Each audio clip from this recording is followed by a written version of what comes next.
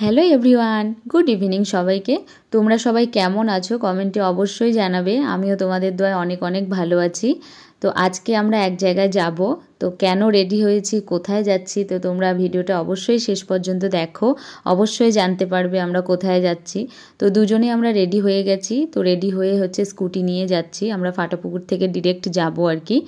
তো গিয়ে প্রথমে আমাদের আপাদের বাড়িতে গেলাম, তারপরে সেখান থেকে খালাদের বাড়িতে গেছিলাম। তো সেখানে কিছুক্ষণ থাকার পরে আবার ফ্রেশ হলাম ঠিকমতো হয়ে তারপরে আমরা বেরিয়ে পড়লাম। আজকে আমরা গেছিলাম একটা বিয়ে বাড়ি, আমার একটা ফ্রেন্ডের বিয়ে ছিল, তো সেখানটায় আমরা গেছিলাম। তো গিয়ে সেখানটায় দেখছি প্রথমেই যে ফটোশ্যুট ভিডিও শ্যুট হচ্ছিল, তো সেই জন্য সামনে আর যেতে পারছিলাম না। তো তারপরে আমার এই ফ্রেন্ডের সাথে দেখা হলো। তো এ আমার অনেক দিন আগের ফ্রেন্ড, কলেজে যখন পড়তাম তো তখনকার ফ্রেন্ড আর কি।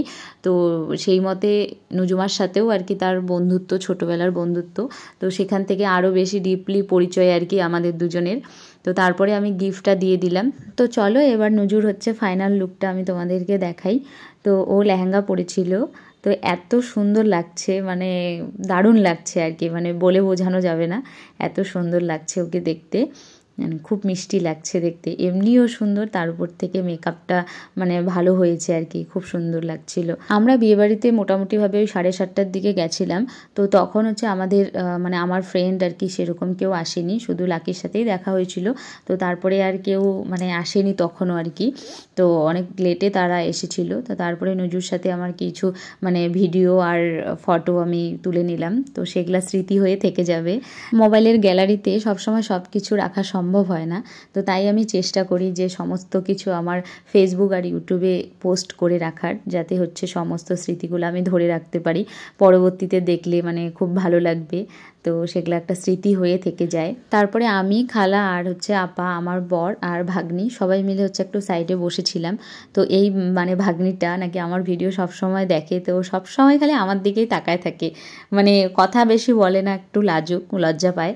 আর ভাগ্নি আমাকে বারবার বলছিল যে মামি আমাকে ভিডিওতে রাখবে তো, আমাকে ব্লগে রাখবে তো, এরকম শুধু বারবার বলছিল। তো তারপরে আমি বললাম যে হ্যাঁ অবশ্যই তোমাকে রাখবো, তুমি আমার ছোট্ট ফলোয়ার, তুমি আমার ছোট্ট সাবস্ক্রাইবার, তো তোমাকে না রাখলে হয়। তো তারপরে তার সাথে অনেক কথা হলো। তো প্রথম কথা বলছিল না, যেহেতু ছোট আর আমার সাথে সেরকম আগে কথা হয়নি। তো তারপরে আমরা খাওয়া দাওয়া করলাম, করেই চলে গেলাম প্যান্ডেলে। ওখানটায় গিয়ে দেখছি যে রুকসানা আর মৌ এসেছে, তো তাদের সাথে কথা হলো। তো অনেক মিটিং হলো, অনেকক্ষণ ধরে গল্প হলো। তো ওরা বলতেছে যে ব্লগে নিবি নাকি আমাদেরকে। তো তারপরে তাদেরকেও আমি ভিডিও করে রাখলাম। আর ওইদিকে দেখছি যে চেয়ারে বাকি 3জন আমাদের বসে আছে আর কোণে দাঁড়িয়ে আছে, তো সেটাও আমি একটু ভিডিও করে নিলাম। তো তারপরে আমরা ডিসাইড করলাম যে চলে যাব, অনেক রাত হয়ে গেছে। তো অনুজু তো বারবার থাকতে বলছিল, কিন্তু থাকা তো সম্ভব হচ্ছিল না। তো তখন অলরেডি 9:30 বাজে। তো এত রাতে আবার ফাটাপুকুর আমরা রিটার্ন হব, তো এত রাতে তো এত দূর থেকে আসা সম্ভব না।